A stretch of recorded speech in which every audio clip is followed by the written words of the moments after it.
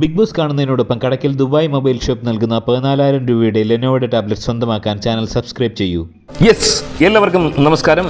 ജിൻഡോ ഈ സീസണിൽ ഫേക്ക് ഡ്രാമകൾ കളിക്കാതെ അല്ലെങ്കിൽ തട്ടിപ്പുകൾ കാണിക്കാതെ പ്രണയ നാടകം കളിക്കാതെ വളരെ ജെന്യൂനായിട്ട് തൻ്റെ കയ്യിൽ എന്താണുള്ളത് അത് വെച്ച് കളിച്ച് കണ്ടൻറ്റുകൾ സൃഷ്ടിച്ച് പ്രേക്ഷക പ്രീതി നേടിയെടുത്ത ഒരു വ്യക്തിയാണ് ജിൻഡോ. എന്നാൽ ജിൻഡോയെ സംബന്ധിച്ച് ഏറെ ദുഷ്കരമായ രീതിയിലുള്ള കാര്യങ്ങളാണ് സംഭവിക്കാൻ പോകുന്നത്. അടുത്ത ഒരു വാണിംഗ് കൂടി കിട്ടിക്കഴിഞ്ഞാൽ ഉറപ്പായും ജിൻഡോ ഈ ഷോയിൽ നിന്ന് പുറത്താക്കപ്പെടുമെന്നാണ് ഞാൻ മനസ്സിലാക്കുന്നത്.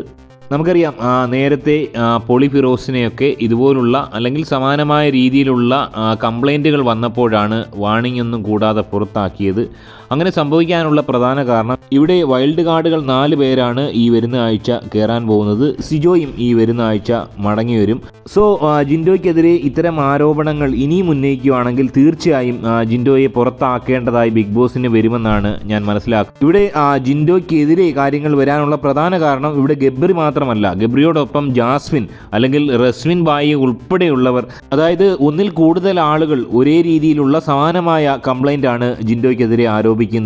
സെക്ഷൽ ഫ്രസ്ട്രേറ്റഡ് ആയിട്ടുള്ള ഒരു കാമപ്രാന്തനാണ് ജിൻഡോ എന്നാണ് പറയുന്നത്.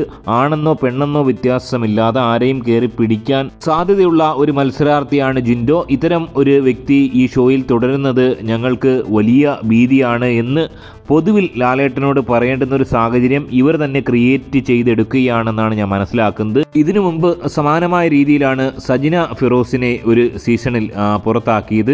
അതേ രീതിയിൽ തന്നെ ജിൻഡോയെ പുറത്താക്കാനുള്ള വലിയ ഒരു കുടിലതന്ത്രമാണ് ഈ ഗബ്രി എന്ന് പറയുന്ന ഈ ചെറുപ്പക്കാരൻ നടത്തിക്കൊണ്ടിരിക്കുന്നത്.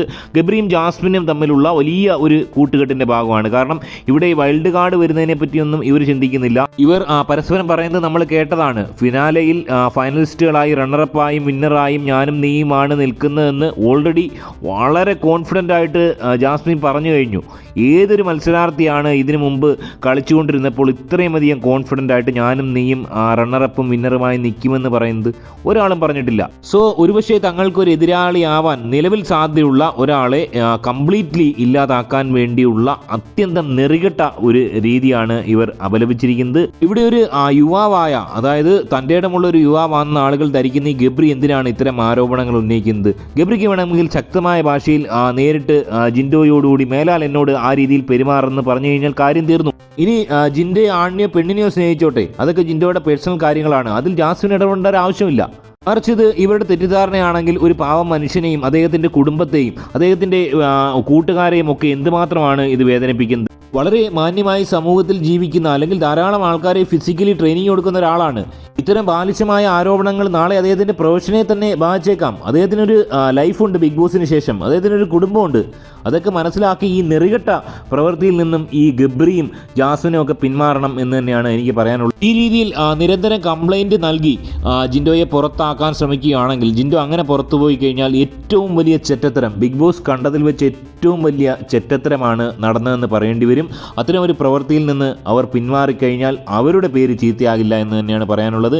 ഈ വിഷയത്തിൽ നിങ്ങളുടെ അഭിപ്രായം കമൻറ്റായി രേഖപ്പെടുത്തുക. കൂടുതൽ അപ്ഡേറ്റുകൾക്കായി ചാനൽ ഒന്ന് സബ്സ്ക്രൈബ് ചെയ്യുക. ഈ വിഷയത്തിൽ ജിൻഡോയോടൊപ്പമാണ് പൂർണ്ണമായും നിൽക്കാൻ ആഗ്രഹിക്കുന്നത്. ബൈ.